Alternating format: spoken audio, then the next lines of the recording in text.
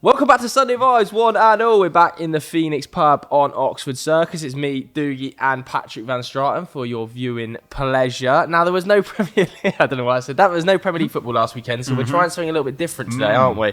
Obviously, Todd Burley, midweek, lots of American words coming out of his mouth about North versus South football games. So today we are going to attempt to build a North versus South team, but there are some little rules and stipulations that we'll come on to in a little bit. But first, what do we think of the idea, Todd Burley's North versus South All-Star game? I think the way you even said it then just makes it sound like a little bit... I'm not anti the idea because he's American, to be clear. Like, I do think, the game's not perfect. There's plenty of changes we could make to it. The offside rule being introduced, no pass back, goal line technology. There's been plenty of good changes. And ultimately, I think he is trying to do a good thing in trying to raise money for the football pyramid. But I just think it's quite a naive idea. I just don't think the clubs are going to go for it. Because if they wanted to help out the football pyramid, they could have done so already. If the FA really wants to make a change, it should be up to them, not on the players and managers to take the consequences of it. Because these are multi-million-pound athletes that are so important to their respective clubs. What if we do this North versus South game and Salah breaks his leg and is out for 9 months? Like that is the loss of revenue for Liverpool. And, the wasted on wages for a charity game, it just doesn't really make much sense. I just don't think any Premier League club's realistically going to go for it.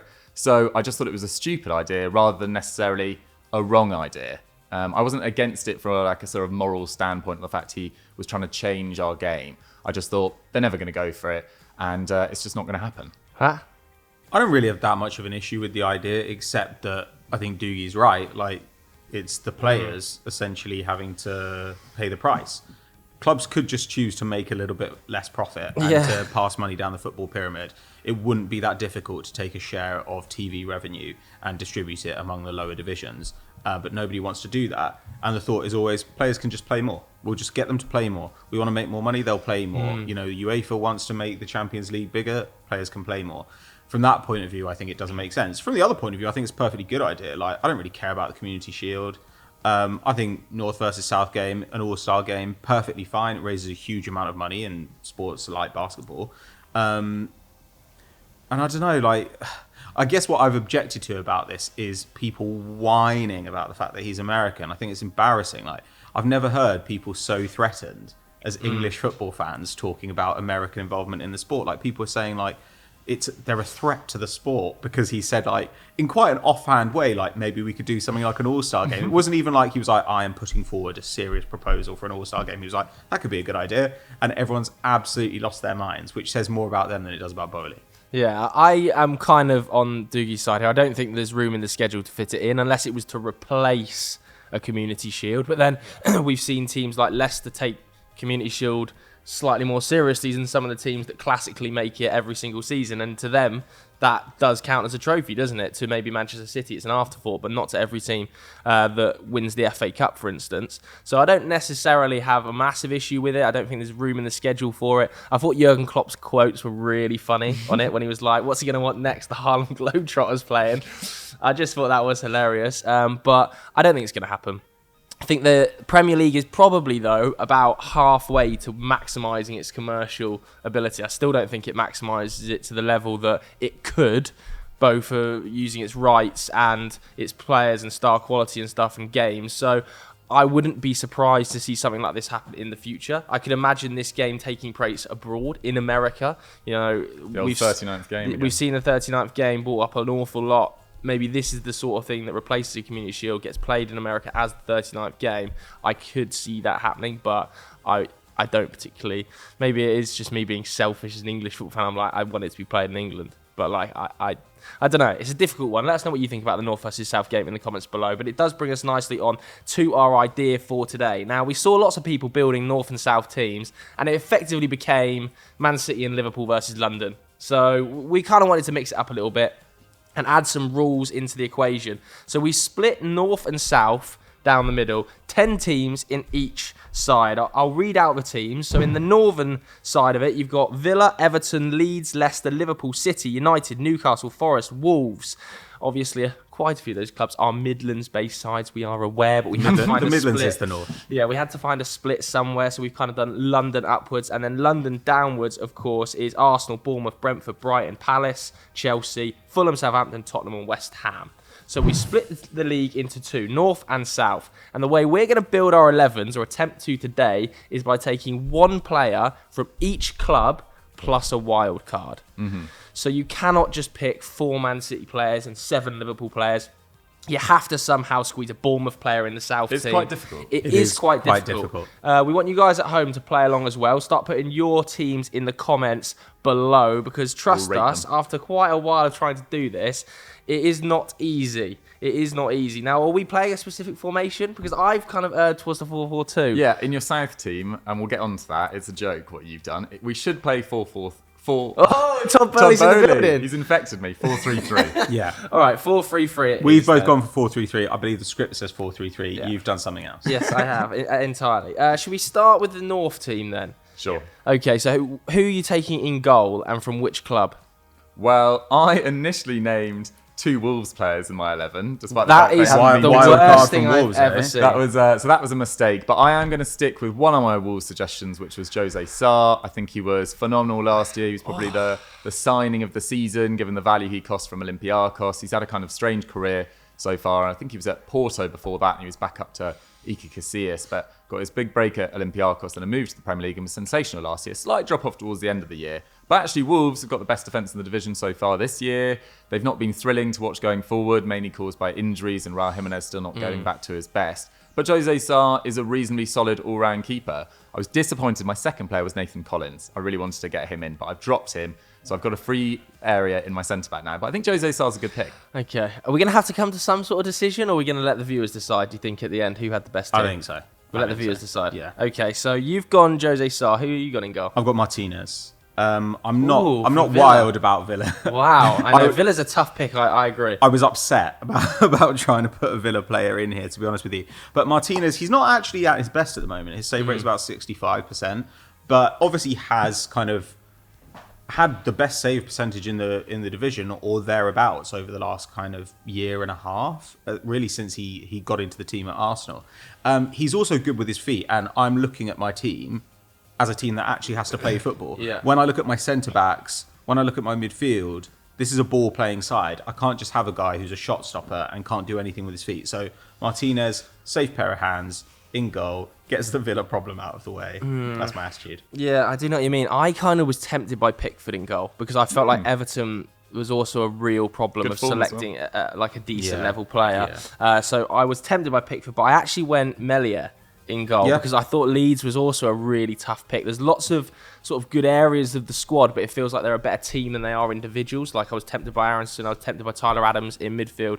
Melia hasn't had the best sort of 12 months, as I think he conceded 8 more than he was expected to last season, but I still think at 22, is he 22? Something like that, he's very young, lot to offer. So I was kind of thinking, you know what, let's get a Leeds player in early, get it out of the way. My goalkeeper's Melia. Let's move to right back. Who have you gone for at right back? Can I just say before we get into the back line? Oh no, Dukes has done some rogue. I was about to say, can we just skip over the centre backs because surely we've all picked the same? But No, mine Doogie is front loaded. My North team. He's I done can't wait to get into my front-loaded. midfield. Insane business. Midfield and attack. Who's your right back? Nico Williams. Of Wow, Nottingham so you Forest. went him over Renan Lodi at left back? Yes, I did, Wow. because my left back, well, I'll tell you about my left back in due course, but Nico Williams actually started really well at Forest. I thought he was, of all their signings in the summer, I thought he was probably the most overpriced at 17 million, given the fact he'd only really performed at a really Gibbs high White. level. Yeah, true, actually, but his was initial 25, rising to 40, I think. So he was definitely up there, but Nico Williams had a really good stint at Fulham at the back end of last year and has actually started really well. His defensive numbers are really good. He's shown a lot more attacking endeavour than he did at his time at Liverpool. I thought he was really unfortunate at Liverpool, really, because being an understudy to Trent, particularly during the time he was there before Trent's had a sort of minor dip in form recently, is not a great place to be as an understudy because you look so inferior. But I think he started really well at Forest. Again, you had to get someone in from Forest, and I thought he was a pretty solid bet. Yeah. Me and you, who have you gone for at right back? I've done a pure throwback. shout. Yeah, which is I've gone Ricardo Pereira. How have you picked Pereira? He hasn't been good since 2019, Has played about 3 minutes. I know. How have you picked him? I just love him, and when he's been at his best, he has been phenomenal. Like there are a lot of fullbacks who are decent for their club, but he's one of the rare fullbacks who was playing at a top level, like a Champions League level, for a side that was not of that quality. At his best, huge progressive passer, amazing chance creator, also lights out defender. I don't know. To be honest, again, mate. to be Not again, take Maddison from Leicester's criminal. no, Maddison hasn't been that great. Oh.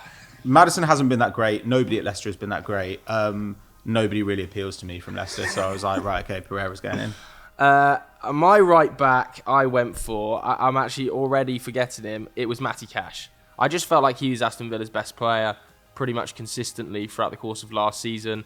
Maybe with Ramsey. Yeah, Jacob Ramsey potentially as well, but right back slot was hard to fill, so I went Matty Cash. Then me and you have got the exact same rest of the back four. Yeah, so we can skip over our centre back. We went for Varane, Van Dijk, Renan Lodi. I think Varane and Van Dijk are must picks at centre back. Varane has had his best start to a season in a Manchester United shirt. Even if we're going historically, he's one of the modern great centre backs. Virgil van Dijk's probably the best centre back in the world, and Renan Lodi's got Atletico Madrid experience under his belt playing for Forest. I can't dispute it. All I can say is wait till you get to my front line in midfield because it is a lot of fun. Who's your back three? Well, initially I went Nathan Collins before realising I picked two Wolves players. So I've gone with James Justin playing at centre back alongside Tarkowski. It's not like the most fun, but they are two solid Premier League players. Who's your left back? Luca Dean. I hate it's not star-studded at the back, but I think it will be effective. JJ playing centre back. Tarkowski, I think, has made a little bit of an impact at Everton. Having said that, Pickford has really bailed them out on occasion. I think he's got one of the highest XG prevented in Europe actually at the moment, and they are conceding, I think, the second most shots on target. You could have had Pickford in goal. And then you could have utilised a different Jose centre Sarr, half. I think, is slightly better than Pickford in my opinion.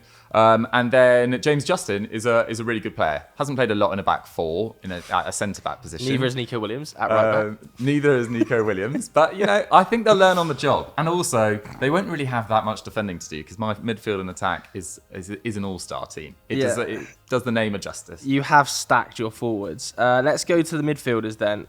Defensive midfielder. Do you have a defensive midfielder in there? Bruno Guimaraes. I've got Bruno Guimaraes. Pat? Yeah, I've got him as well. Yeah, I think he's the obvious pick from Newcastle. There is also Alan Saint-Maximin potentially as an available option. I saw quite a lot of people lining up with Alan Saint-Maximin in there, but couldn't get into Doogie's front line because it is very, very south. Very, very south. Very, very good. Who else have we got in midfield? I've got Madders and KDB alongside Bruno Guimaraes. I think Maddison had to be in there for me. 18 goals last season. His best ever return as a professional footballer. I think really unlucky not to be in and around the England squad.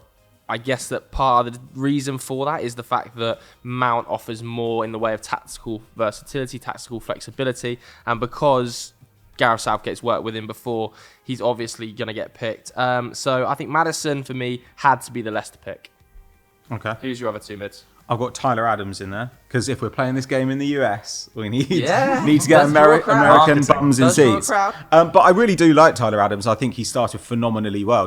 This is a midfield where there's actually not a huge amount of experience in it. Tyler Adams has been playing in a top league for a while, but he's spent a lot of time injured. He's also played quite a bit at right wing back and at right back. But he is fundamentally a very mobile central midfielder. At his best, he runs around winning the ball and is incredibly good then at breaking the lines with both passing and running. Yeah. He's a really exciting player, and pairing him with Mark Rocker, who's much more of he's a good presser, but Mark Rocker is more your deep distributor, has been a revelation. It's working so well for them. They've covered for the defensive output and the passing of Calvin Phillips. Yeah. It's just a really exciting side that Leeds have built, and I'm kind of excited that they're doing so well. And getting Tyler Adams for just under 20 mil, which it seems to have been, is phenomenal business. And then next to him, because I had to solve the Everton problem, I've got Alex Iwobi. So you've got no KDB? I haven't got KDB. That's an absolute disgrace. But that's because I've got two Liverpool players. Yeah, but you've got to have. He's the best player in the league. He's not the best player in the league. Not right now. Horrible you guys gave call. me so much that is a about horrible James call Justin. not having KDB in the team. I'm sorry, you have to. Who's your other midfielder that's not KDB? Iwobi. on walk-off set. Deserves it for a start to the season. He has been really He has good. been great, yeah. Also, I used my wild card in a different way. I've got 2 Liverpool players rather than Okay. 2 City players. As the form team, I suppose. Yeah, I think good one. I've got Iwobi in there because I think the start to the season in central midfield has been really, really impressive. Whenever I've watched Everton, which hasn't been often because I don't hate myself, like there have been really 2 players who haven't embarrassed themselves consistently, and those are Gordon and Iwobi. Pickford too. Iwobi's ability to drive through the centre of midfield to create chances. He's always in position defensively because actually he was always a really good defensive winger. I think it's been great. I mean, it's not going to like set the world on fire, and I don't think he should be playing at a higher level than this or whatever. But he definitely is a guaranteed Everton starter, pretty much for the first time in his career at that club. And I think this makes it makes the best of a lot of different abilities that Iwobi has: his match intelligence, his speed, his versatility. So I really like Iwobi playing in central midfield. And You've been calling for that for a long time, Pat. I have to say, even on like a few years ago, just giving Pat a few dues here, a few pats on the back. When he was at Arsenal, you were saying potentially he could offer an option as an 8, weren't you? It would have been interesting if he'd been at Arsenal last season when Arsenal needed some more drive from the central midfield zone. I would wonder if he would have got some minutes there. Because now it looks like Arsenal are thinking more about that with bringing guys like Fabio Vieira or Odegaard dropping deeper. So anyway, yeah, it was a real wrench to leave out KDB, but I kind of went with my heart in the front line, and that's why. Have you got KDB? Who's in your midfield? KDB, Bruno Guimaraes, and Bruno Fernandes. That's what you went United in midfield. Yeah, Very I attacking. thought about it, very attacking indeed. I maybe thought about Christian Eriksen because I think he's been awesome so far, which is no real surprise because even at Spurs, I think he is one of the most underrated players in the last 10 years in Premier League history. Like, I think he was phenomenal until he wanted to leave and it got a little bit stale at Spurs. He's always been phenomenal for me. But Bruno Fernandes looks...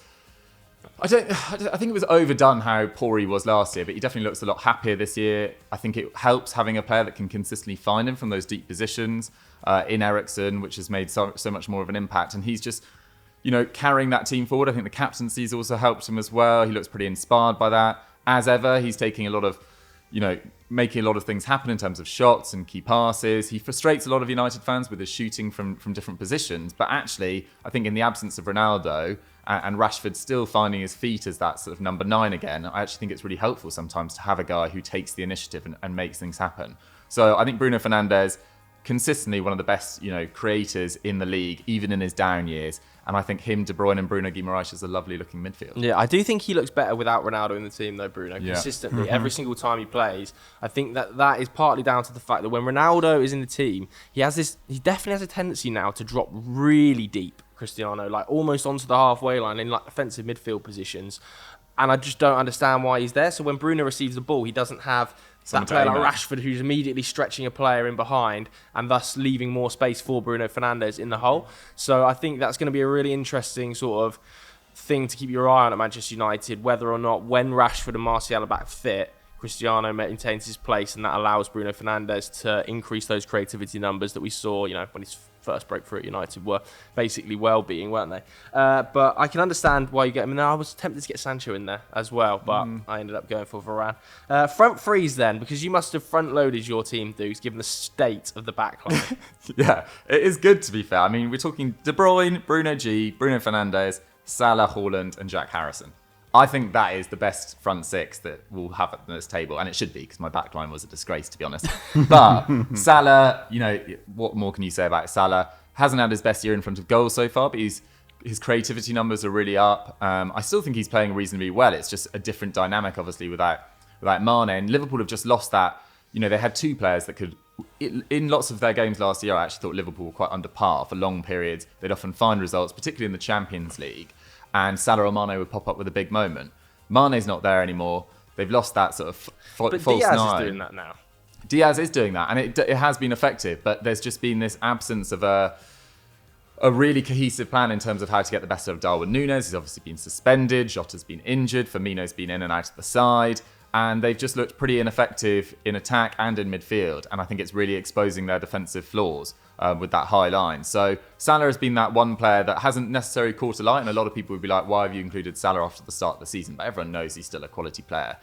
He'll go down as one of the best wingers in Premier League history by a distance. So I was really keen to get him into my side. And yeah, I think it's an attack that would generally trouble my South 11's defence as well, and any other defence around. So you've wildcarded Haaland basically as your Well, yeah, spare player. exactly. What's your front three, Pat? Salah, Haaland, and Neto. Oh, I like Neto. Again, I think this is a bit about it being a kind of stylistic fit. Like Salah's actually having an amazing passing season. Currently, he's matching De Bruyne for chances created per 90. They're both his shots are off a cliff. They're both on. He's still got 4 goal involvements in 540 minutes. Like, it's not exactly bad, is it? And yeah, I do think that part of that is the loss of so much chemistry that he had built up with Mane. Like what you're talking about, those automatic passes that they used to play. I remember in that game last season where we lost 4-0 to them or whatever, there was one goal they scored where it was pretty much one touch, everyone just went straight through, and I thought that's the kind of football you only play when you've got guys who've been playing together for years. Yeah. So it's going to take a while to get there. That said, they are creating chances for Darwin Núñez. Do you know how many shots he's taken per 90 at the moment? It's like 7, isn't it? Yeah, it's like 7.7. If he could finish some of them, it would be better. But still, he's getting the chances. Bench appearances in there, to be fair, as well. Yeah, and he's played, 2 full 90s, something like that. But Salah, to my mind, maybe not now Haaland's here, but Salah, I think, is the best player in the league. More so than KDB. I think I'd rather watch Salah, if that makes sense. I don't know what it is. Maybe that's just because I'd rather watch Liverpool than City, so that might be a little bit unfair. I find City just like a little bit sterile, but Salah, I think, like Doogie says, we've almost got, I guess, kind of inured to Salah's greatness. We just watch it and we expect him to be incredible and get a goal or assist every game. He's still at like 0.9 expected goals per 90 this season. That's crazy. The guy's going to have a phenomenal year, one way or another. Haaland, obvious, best striker in the world at the moment. And then on the other side, Neto. Neto is your kind of player. He's your perfect example of a player who's ready to play at a higher level. He's always completed passes at a higher rate than you'd expect. He's an amazing progressive runner. He has been a good dribbler in the past, less so recently. Has been a good presser in the past, less so recently. But I think that's about changing role. He's turned into more of a shooting forward lately, having been more of a passing forward before. He's quite versatile. He's obviously going to go to a different club at some point and probably have a stellar career. So yeah, that's my front line. Yeah, he's also of that profile of that seems to really attract high-level clubs. The inverted winger, where he's happy to play on the right, coming onto that left foot, or likewise the other side, because he's so two-footed. I think I've got Neto as well in there. A bit wasteful, maybe. It's the one thing I'd have on him. Yeah, but is that also down to the fact that Wolves as an outfit are very wasteful? Yeah, I often think every player that plays Wolves, from a wasteful. You're waiting for like a moment of brilliance from Neto or Podence or someone like that, or this amazing counter-attacking move. They don't seem to sustain attacking play very well. Yeah, and I think that's often because Raul Jimenez hasn't been in the best of form either. But it seems like all the goals they score are like wonder goals, which is great. But it also shows that maybe they don't have those sort of automatisms that Pat was talking about that Liverpool and better sides have. So that's why I was keen to get Jack Harrison in, who I think is his quality from wide areas in terms of his delivery is excellent. I think Haaland in my team would love that. Yeah. Who's your third attacker? Mine's Anthony Gordon. I went Anthony Gordon. I thought Everton was a really tough pick. It was between Pickford and Gordon for me. I think they've been the standout players for the club for quite some time Quite now. impressive from Gordon to be able to, like, he has upped his goal tally this year. There was loads of jokes when he was linked with Chelsea in the summer that he'd only ever scored, was it four professional goals? And 3 of them had been deflected. But it's taken his 2 goals this season really nicely. And if you take away, like, the obvious football Twitter banter, which is like, oh, he didn't score any goals, he's actually a really dynamic player. Yeah. Like, whenever you watch him play, you can tell that he is comfortable at that level. And it's no wonder that like he's so highly thought of by that club, and they were rejecting £40 million bids for him. I would probably have sold if that £60 million bid was to be believed to Chelsea, just because Even that late in the window. Yeah, I think so. Just because It's crazy money. He isn't that far down the line where you're like, wow, we do have a total superstar on our hands here. And like, he could have started the season like nothing. And to be honest, his underlying numbers are still pretty bad. Like, he doesn't dribble that much. Like, you watch him and you think, oh, I can see it. He's a good progressive runner. But his dribbling's pretty bad. His expected goal numbers are pretty bad. But he's playing in a pretty bad team as well. Sure, but he's a guy who is like a project. And the possibility of him becoming a £60 million player is just that. It's a relatively small possibility. It's odd though, because it feels like he would have fit Potter better than Tuchel. Like, do you know what I mean? Like they were that bid was going in. Like he I feel like he would have fitted into the new Potter system better than Tuchel when bids were going in under Tuchel. But it's classic. I don't understand what was going on at that Chelsea side. So Should we just rattle through our completed XIs there? Yeah. So Nice. that people can let us know what they think of our Northern XIs. Go on, what's yours? Sarr, Nico Williams, James Justin, Tarkovsky, Luka Digne. Less said about that, the better. De Bruyne, Bruno Guimaraes, Bruno Fernandes, Salah, Haaland, Jack Harrison. Pat? We've got Martinez, Pereira, Pereira. Varane, Virgil van Dijk, Henan Lodi, Bruno Guimaraes, Adams, Iwobi, Salah, Haaland, Neto. I've got What team? Melier, Cash, Varane, Van Dijk, Lodi, Guimaraes, Maddison, KDB, Neto, Haaland, and Anthony Gordon. We'll flash them up on screen as well so you can see them, but let us know which team you think is the best in the comments below. And then let's go to the south. If I was a coward, I'd have swapped out Pereira for a Justin, for a Castagna, but I'm not. You should have. No. Regretting it now. Let's go to the south then. Allergic to your bad takes. Goalkeepers. What are we saying? Surely it's David Raya. Yeah. Yeah, I've got Raya. Because you want to get Tony in the team, don't you? Instinctively, you want to get The Tony last in the team. dragon. But there are... It's just so hard to get him in because you want to front load your forward options with, Arsenal, Tottenham, maybe a Chelsea player.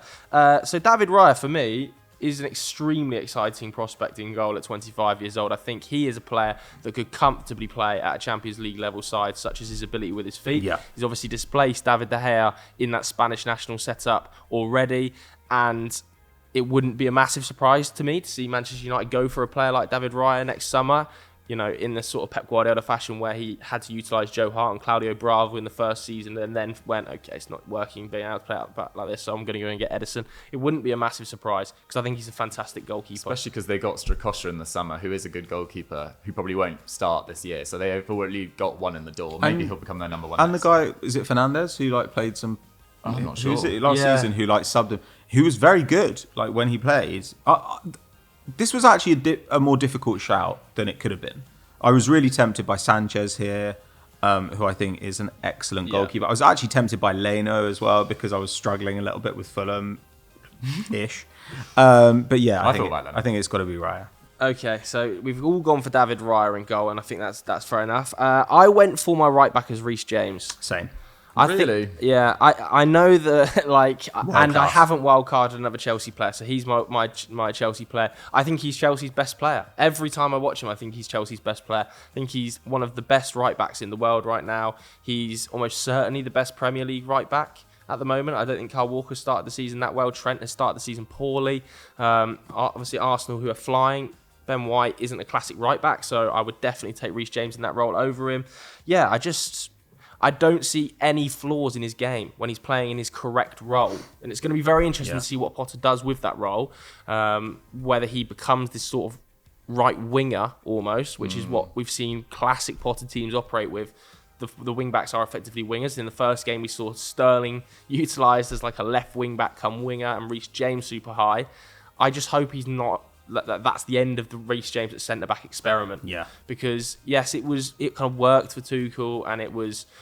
fine, but when he's in the wing-back role, his creative numbers are insane. His shooting numbers are insane. He's just the total package. I think he's nailed on to be England's starting right wing-back at the World Cup, given that I'm expecting Kyle Walker to play on the right of a back three. Yeah, it's difficult to argue with. I think he's a great pick. I just didn't want to use a Chelsea player at the back, and I wanted to get a Bournemouth player in early. Because I thought about Phil Billing, I thought about Jefferson Lerma, but I actually went for Adam Smith, who's their right back.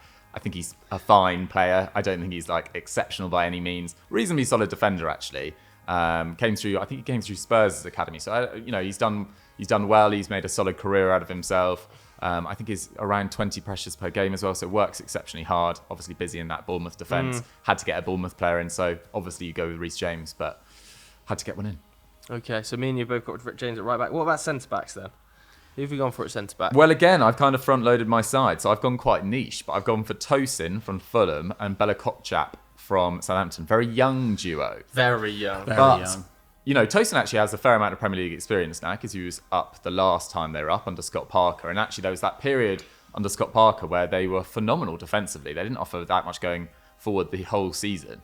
But Tosin, really good in the air. I think his passing's getting a lot better. Actually, Tim Ream has started the season really well, surprisingly, because he was a figure. We all wrote him off. He was a figure of fun, really, the last time they were up. But yeah, Tosin is getting better and better. And then Bella Kotchap, was at Bochum last year. They're a team that really struggled.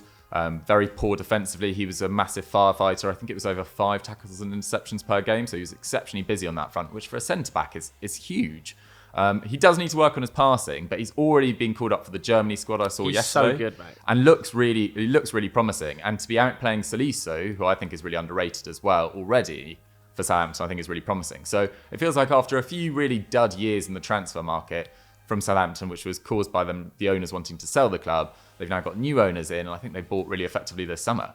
So I can see a solid mid-table finish. Probably not pushing for Europe. Mate, but, to have a centre-back trio of like Kaleta, Salisu and Bella Kotchap, and one of them's going to be left out, is crazy. Also, Shaletta Sarr's long-range passing is really, really good, so it kind of makes up for the other two slight deficiencies. It feels like a really nicely balanced three, although I saw a lot of Southampton fans saying, I pray we don't go back to a back five because it doesn't work for the rest of the side. So we'll see who ends up as the bench option, but I think Bella Kotchap started really well. Yeah, I love him. Every time I watch him, I think he's insane. He's like physique. He's so big as well, but he's so comfortable on the ball. Who's your first centre-back? I've got Salisu in. You've gone for the other centre. Well, I thought about Bella Kotchap, and I do think Chaleta Sarr will probably end up having an amazing. I think by the end of the season, people will probably think of him as one of the best centre backs, kind of outside of the big sides. But Salisu, a little bit further along in his development, he offers kind of balance, footedness wise to my back line as well. I think that one of the things that's helped Bella Kotchap settle is Salisu. I think having that security there. But again, really athletically gifted centre back. I think he's better on the ball than he kind of looks because of the way Hassan Hüttel's team plays. Is that they obviously go for low percentage passes, which are really valuable if they come off, which means the team as a whole tends to have one of the lowest pass completion rates in the Premier League. They're normally about 74%. And that kind of hurts you if you're a centre-back because people expect you to just be really safe on the ball. But I really like the player. I've liked him since he was in Spain. He goes into my back line. He's next to Joachim Andersen. You've gone Andersen. Interesting, because I've gone Gahey. I think Andersen is the better player right now. He performs more defensive actions. He's much more important to distribution. He's currently completing 16 long balls a game, which is out of this world. Mm-hmm. That first game of the season against Arsenal, he was the best player on the pitch by a mile, I thought. And every time I've watched him since, Liverpool as well. And every time I've watched him since, I'm just like, this guy's a Rolls Royce. He looks so good. My only question mark over Joachim Andersen, and I do think he is obviously a sensational player, unbelievable passing range, is he is quite immobile. Like, I'm not sure he could play at a much higher level than Palace, a little bit akin to, don't hate me for the comparison, Harry Maguire, where if the ball goes in behind him, he needs Mark Gahey's speed off the side to be able to cover in for those holes. Well, so and I Mitchell, think he's perfect. Mitchell, who's also like a defensive specialist. Like Mitchell does nothing except defend, and he's amazing at it. Yeah. But I do hear where you're coming from, but I don't know. You can play at a higher level being like that. I mean, Tarkowski's kind of like that, and Maguire is like that to some degree. Yeah. And Matip's not the fastest either, but he's pretty sensational. He's just insane. And my other centre back alongside Mark Gahey is William Saliba. Yeah, nice. Yeah, which I think is a bit risky, and people will be hammering me for this because I've actually wildcarded Arsenal just because they are so good at the moment, and I could have wildcarded a Chelsea and put in Koulibaly or Thiago Silva, but I think the development of William Saliba is absolutely frightening. He is such a scary prospect at centre back at that age. Nobody is doing what he is doing at that age, at that level.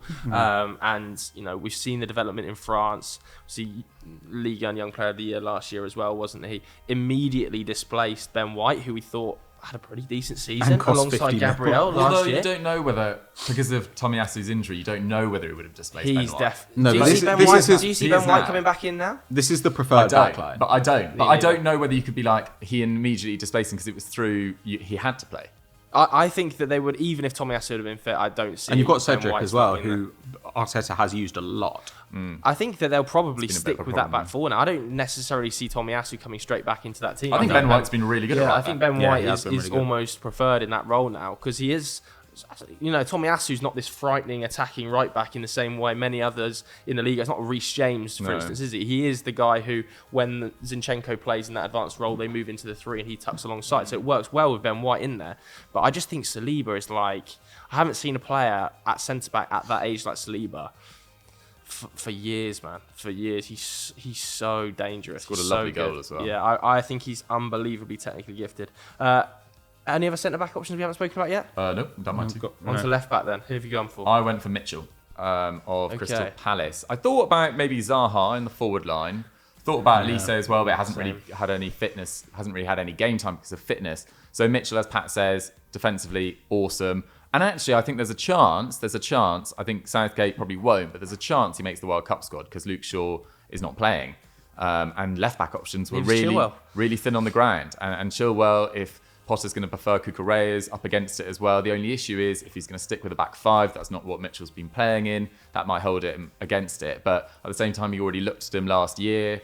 So I think there's a chance that Mitchell goes to the World Cup. And I don't think anyone would be like, that's a really rogue decision. I'd be slightly concerned about playing quite a rogue decision. I'd be surprised about... No, but on form, you'd be like, yeah, he's the next cab off the rank, as it were.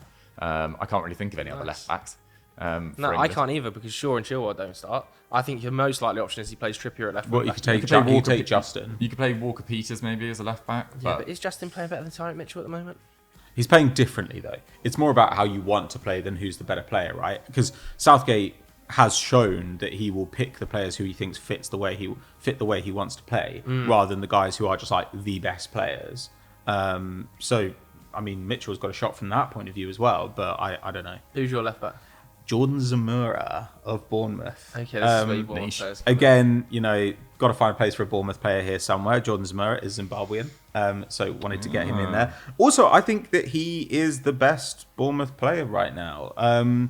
He leads the side in progressive passes. He's winning the ball back about 5 times per 90. And you look at Adam Smith's win rate in the tackle, it's about 50%. You look at Zamora's, and more than 2/3 of his challenges he's coming out on top of, which actually is really, really good.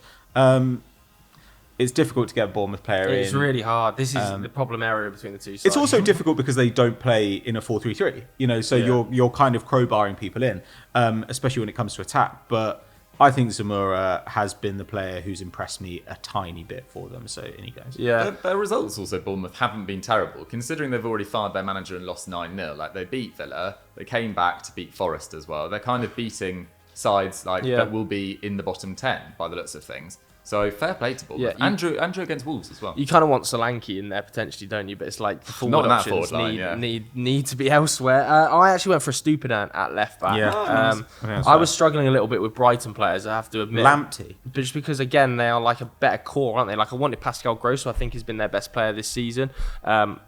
But I just couldn't fit him into the midfield. So instead, I went for a Stupinan, who, although he's had extremely limited minutes in the Premier League, you know, he is a Champions League semi-finalist last year. The fact that Brighton were able to get hold of him, I think, is crazy.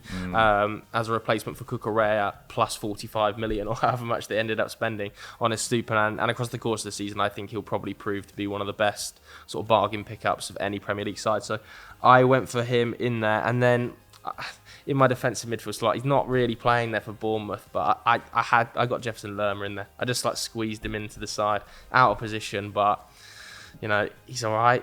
2.5 tackles and interceptions a game. You look absolutely gutted to have decent done this. passer of the game, 85% pass accuracy. Like I think, again, Bournemouth are a hard team to get in there, and I just think Lerma's all right. Like all the Bournemouth players are kind of like, he's an all right player, isn't he? You've got to get one in there somewhere. Who are your other midfielders? You should probably do all three because it's Declan Rice. I think is nailed on for West Ham. Has to be in there. Same. Continues to be absolutely ridiculous for them, especially with Bowen's not starting the season as well as he finished last. Yeah, and he's adding this part of his game further forward, isn't he? I think it's 13 shot creating actions so far this season. Like he didn't have that to his game a couple of years ago. He is now a much more expansive dribbler with the ball, and I do think when he goes to a better side, which I'm sorry West Ham fans is going to happen, he'll be even better than we're seeing now because of the way West Ham play and the way West Ham set up. I think when you've got a more expansive Declan Rice, then you're seeing an even better one. So I'm very interested to see how he's utilised by Gareth Southgate, whether he is told to just be a sitting six or whether he's allowed to make these sort of like ventures like he does for West Ham into the opposition half, because I think that's when he's actually at his best, when he's like physical and he's running with the ball. So I think you have to get Declan Rice into your team. I'm guessing you guys have got him in there as well. I do. Yeah, I got Rice and then I've got Caicedo you went and N'Golo Conte. Oh, Chelsea this season, have only really been good when Conte's played. When Yeah, Conte has been I playing, know. they've been good. When he hasn't played, they've been unconvincing. Even at this stage of his career, the issue with him, when players age, there are kind of two ways they can go, right? They either just deteriorate in performance or they're available less, usually. Sometimes it's both, I guess. But Conte, performances are still phenomenal, just not as available as he used to be. But when he plays, he still looks like one of the best midfielders in the world. His ability to just create solidity in your side while also enabling you to break the lines and burst upfield is phenomenal. They were incredible against Spurs until he went off. Yeah. And then everything fell apart. I've said this 100 times, but I love him. I wanted to get him in. Caicedo, not that developed. No. You know, we're all raving about Caicedo, but you look at his numbers and they're kind of not all that because he's still 20. Yeah. But he's 20 and he's starting in central midfield in the Premier League, which is pretty rare, to be honest. And his defensive numbers are actually solid. I can give him credit there. But his passing, still a work in progress. It'll be interesting to see how he develops under whoever the next coach is. Looks like it might be De Zerbi. But I'm really excited to watch his development. I also think if it weren't for the fact he's playing a more advanced role this season, I would have thought about Mwepu as well, who I think was really impressive last campaign. So, yeah, Caicedo, Rice and Conte, you are not getting through that midfield. Not a lot of creativity. Yeah. So big pressure on Reece James, but Yeah, I mean, my third midfield was Ward-Prowse. I've got him in there for set pieces. Oy. Yeah, still think he's Southampton's But you best got Reece player. James. I still think he's Southampton's best player, like ahead of a Salisu, ahead of Bella Kotchap. Yeah, I didn't know where else to turn Southampton other than getting Ward-Prowse into my team, so I went for him. Fair enough. Yeah, I went Caicedo as well. It'll be interesting to see, because I was quite surprised by Conte saying that Basuma wasn't that tactically... He wasn't fitting in very well tactically to his new side, which I thought was really interesting, because I thought Basuma would be a great fit for that midfield. A bit more dynamic than Bentancur and Højbjerg, but that's a slightly strange one. So it'll be interesting to see whether Potter coaches his midfielders in a slightly different That's way a big than we blow also to think. him. I thought that's a big thing for Conte Pretty to say that. personal to say that. But also Potter did bench Basuma at key points. He Like, did. there were lots of times where Basuma wasn't playing, and so obviously he had an idea of what Basuma does and doesn't. Yeah, but also Basuma and Caicedo, we've seen this season, break forward a lot. And Conte, maybe that's just not what he wants from his central two. Maybe he just wants that base. And I have to say, I did a interview with Neil Maupay and Lewis Dunk last season where I was saying, talking about Yves Basuma, what a player. And they were saying, yeah, one of the best centre mids in the league. And I said, it must be a nightmare to train against. And their reaction was very much, no, like, not a good trainer. Really? Not a good trainer. Conte won't like that. So, and yeah, exactly. I wonder whether that is sort of, if he's not a factor. good trainer, then not listening to you Conte tactically, is very much on the training ground. You are going to train as you play. I wonder if that could be a factor. Yeah, for sure. And then my third midfielder, not like I needed to get an Arsenal player in. This is the Arsenal player I went for, was Odegaard. I think, I don't understand people that don't talk about him as one of the best in his position in the league. For me, he's like in that tier below, your Mounts, your De Bruyne's, Bruno Fernandes, just below for me. I think he's sensational. Below Mount, you think? Slightly, yeah. Even though Mount started the season... He doesn't have the athleticism. Yeah, and... But he's much more... I think he's much better on the ball than Mason. He's a different I'd mold agree, of but player. yeah, he's probably not as athletic or maybe slightly less versatile as well. I think you can play Mount in a few different roles. But Odegaard, I think, is sensational. Started the season really well. He's knitting that whole attack together. His link up with Gabriel Jesus already looks really good. That relationship with Saka just goes from strength to strength. And it's his timing of his passes is just so nice to watch. I think he's an awesome player, Odegaard. So he's my Arsenal pick. Yeah, he does remind me a little bit of Christian Eriksen, like an Odegaard. Yeah. Like with his timing of passing, incisiveness of passing through the lines and stuff. And he constantly runs. I think about that amazing season Works Eriksen hard. had where he got something like 24 goal involvements or Yeah. whatever in the league. But he was also the player in the league who had run more distance than anybody else. Yeah. Odegaard is definitely in that mold as well. Yeah. He's in constant motion, and now you've added Jesus as well. You've got a really hard-working front line. So funny because Eriksen is by far Man United's highest runner so far this season, Yeah. even at his age. I'm not So surprised. it doesn't surprise me at all. Right, let's move to the front lines then. Who have you gone for? This is tough because I think Mitrovic, easy. I've got him. Had to get a Fulham player in. Mitrovic is in, having a great season so far this year. He's got 6 of Fulham's 9 goals. Yeah. 6 and 7. Yeah, he has to go in, and I was playing scarily well. and I'd have struggled for another Fulham player, though I think Palhinha has started pretty well. I actually really like Anthony Robinson, but yeah, Mitro goes in. The other 2 attackers, if I'd gone on form, I would have gone probably Kulusevski on one side and Martinelli on the other. But I've gone with my heart, which means Son on one side and Saka on the other. Oh, no Kane. No. I've got 2 Chelsea players. I've got Conte and James. But yeah, because I've got Mitro. I had to get once I've got Mitro in it, where can I put Kane? I can only do it by cheating. I've cheated. And I would never do such a thing. I have cheated. Yeah. Because I have absolutely got Mitrovic and Kane in there. Well, that is cheating. Well, where are you playing? I'm In a playing 4-3-3? Mitrovic and Kane. They're playing. Kane's just dropping in the hole. Mitrovic is up here, and then Stop Saka's just going like, oh, he's just rotating. doing Saka's this just for all the rotating. reason I've played. You know, I'm What's making Saka it work. doing? Saka's doing. What Okay, he so wants to. so He's playing let on me the so let's right. be clear. There are 2 guys in the middle and 1 guy on the right Yeah. and nobody on the left. You are, yeah.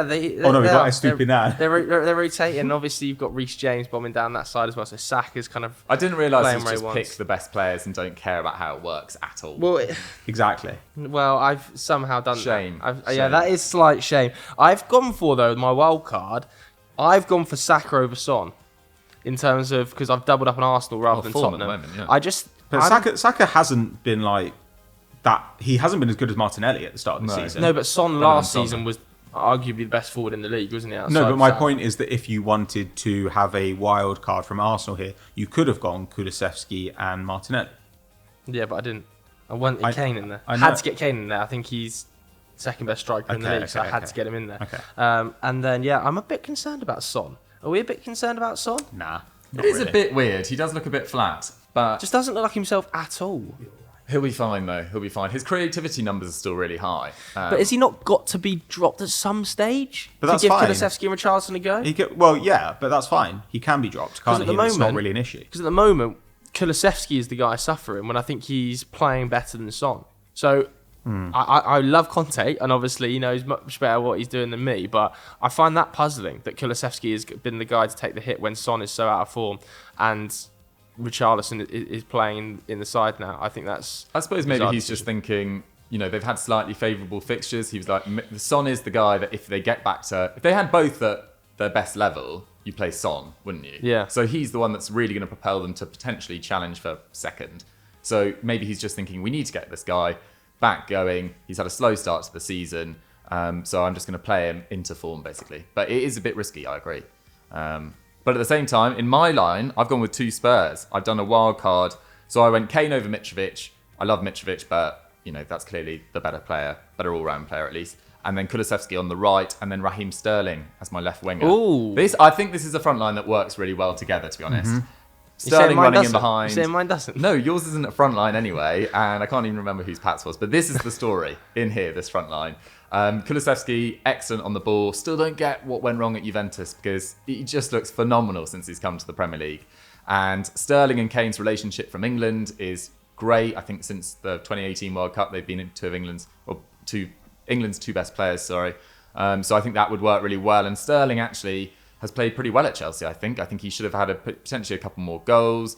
But, you know, he's performing in a side that have been pretty dreadful by their own standards at the start of this season. So, yeah, I think he was a good pick from Chelsea. Obviously, the big issue was you guys got Reece James in there and I've got Adam Smith. But I've compensated with a great forward line. All right, so there are our South teams as well. We'll flash them up on screen now. Just as a reminder, let us know which team you think is the best, and also let us know your teams in the comments below. That is all we're going to talk about on that section. Let's do some very quick fire questions. LJF says, who will be Potter's first signing for Chelsea? Will it be Sanchez? Well, there's a few different areas that you could probably look at. You know, striker still probably hasn't been fixed. Aubameyang? They got Aubameyang, but is that going to be their long-term number 9 for longer than 18 months? Probably not, given his age. So they could look at a striker, but I think they probably need to look at central midfield next. Agreed. With Jorginho's contract running down, he's made no indication that he wants to extend. Kante's injuries racking up. So it's Kovacic at the moment, who's their only sort of really elite central midfielder. And I think someone who's coming through in the Bundesliga, who they could look at, is Claudio Coney from Borussia Mönchengladbach. Really young, came through at Toulouse. He's only had about 18 months at Gladbach, but his defensive numbers are really good. He looks like he's got that sort of ability in tight areas as well. He dribbles out of danger really effectively and looks like he's going to be a really top player. Another player is Youssouf Fofana as well on Monaco, who's replaced... Well, he played alongside Tchouaméni last year, but he's really taken that mantle this year, and he's played really well so far. So I think those are the 2 players I'd potentially look at. I think they will be all in for Declan Rice. I just think that's like the most nailed-on transfer of the summer next year. Declan Rice to Chelsea, like former academy player, desperate to stay in London. I don't know who else is going for him, to be fair. Gonna leave West Ham. Like that, just he's like a young enough profile that Todd Burley can pitch it as part of the project signing. I think I don't see anywhere else. Especially now you've got Casemiro. Yeah, it's just I think Rice goes there and Bellingham probably goes to Liverpool or City or maybe Real Madrid. And it's an interesting opportunity if you're Potter, isn't it? Because you look at the midfield. Obviously, it depends. If everybody's fit in January and it doesn't look like they really need somebody, then they might do something else in January. But that's going to need surgery next summer. I think he'll love Kovacic, but yeah, they need a body there next summer. If I were Potter, I'd look at how much money they spent this year, and I think this is kind of my chance to see how much they're going to back me. This is my chance to spread my wings financially and say, I want one of the best young midfielders in the world. Who can you bring me? Can you bring me Rice or Bellingham? Or I don't know, Benacer or somebody else. I think that probably that is the area to go for, because I don't think keeper's that big an issue. I mean, we all joke about Mendy, and it is funny because it really annoys Sam, but he's fine.